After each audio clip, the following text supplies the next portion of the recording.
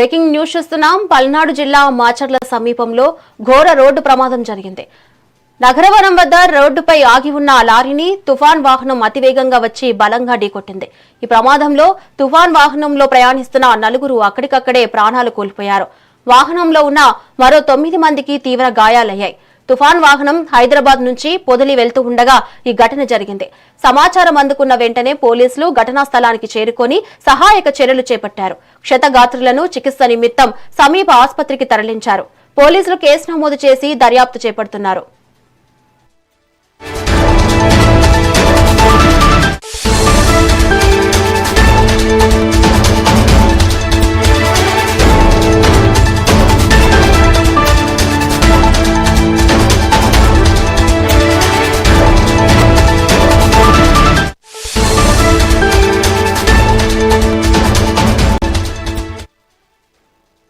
Breaking news చూస్తున్నాం. పల్నాడు జిల్లా మాచర్ల సమీపంలో ఘోర రోడ్డు ప్రమాదం జరిగింది.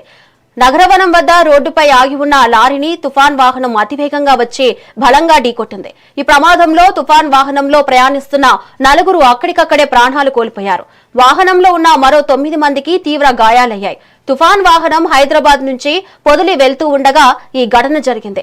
సమాచారం అందుకున్న వెంటనే పోలీసులు ఘటనా స్థలానికి చేరుకొని సహాయక చర్యలు చేపట్టారు. క్షతగాత్రులను చికిత్స నిమిత్తం సమీప ఆసుపత్రికి తరలించారు. పోలీసులు కేసు నమోదు చేసి దర్యాప్తు చేస్తున్నారు. మరి దీనిపై మరింత సమాచారం మా ప్రతినిధి స్వామి అందిస్తారు. స్వామి, చెప్పండి. పల్నాడు జిల్లాలో ఈ రోజు తెల్లవారుజామున 3:30 ఘోర రోడ్డు ప్రమాదం అయితే చోటు చేసుకున్నామని చెప్పవచ్చు. ఈ రోజు ఉదయం తెల్లవారుజామున ఏదైతే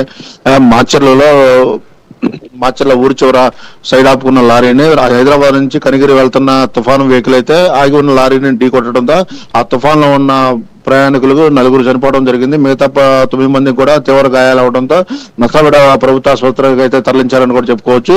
ఈ ప్రమాదానికి గల కారణాలు కూడా పోలీసులు పూర్తిగా దర్యాప్తు చేస్తున్నారని కూడా చెప్పుకోవచ్చు.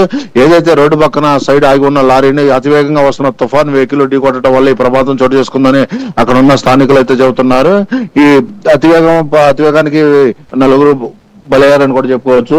దాంతో పాటుగా ఏదైతే హైదరాబాద్ నుంచి కనిగిరిలో తన బంధువుల ఇంటికి అయితే ఒక కుటుంబం అయితే బయలుదేరిందని కూడా చెప్పుకోవచ్చు. మొత్తం తుఫాన్ వెహికల్ లో 11 మంది ప్రయాణికులు ఉన్నారు. 13 మంది కూడా కనిగిరిలో వాళ్ళ చుట్టాల ఫంక్షన్ కి అయితే వెళ్ళడానికి అయితే బయలుదేరారు. అయితే మాచర్ల సమీపంలో ఒక రంగంలో అక్కడ మాచర్లో రోడ్డు పక్కన ఆగి ఉన్న లారీని డ్రైవర్ నిద్రమత్తులో ఉండి చూసుకోకపోవడంతో ఢీకొట్టడం అయితే జరిగింది.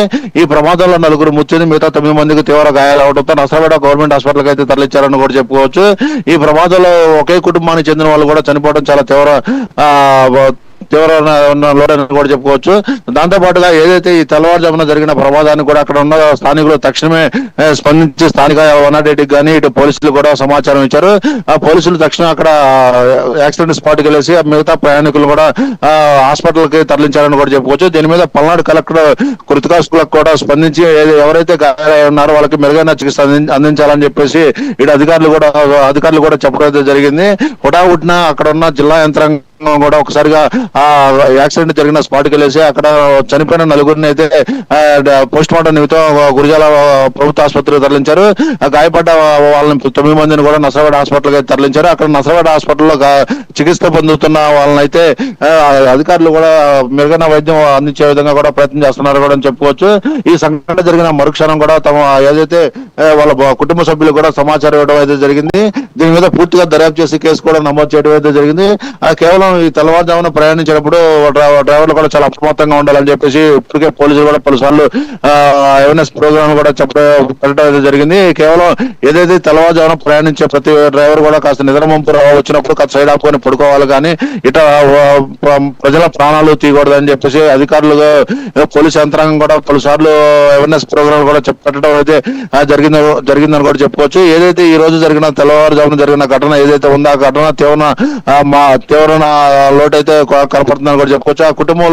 ఆ కుటుంబం పెద్దలే చనిపోవడం కూడా ఆ కుటుంబానికి చిన్న పిల్లలు ఉండటంతో పిల్లల పరిస్థితి ఏందనేది కూడా కుటుంబ సభ్యులు అయితే తీవ్ర ఆందోళన చెందుతున్నారని కూడా చెప్పుకోవచ్చు. ఏదైతే 2 గంటల్లో కనిగిరి చేరుకొని తమ కుటుంబంలో ఉన్న ఫంక్షన్ లో పాల్గొని ఎంతో ఆనందంగా ఉండాల్సిన అక్కడ టైంలో ఇలా దారి మధ్యలో ఇలా జరగడం కూడా చాలా బాధాకరమైన విషయం కూడా చెప్పుకోవచ్చు.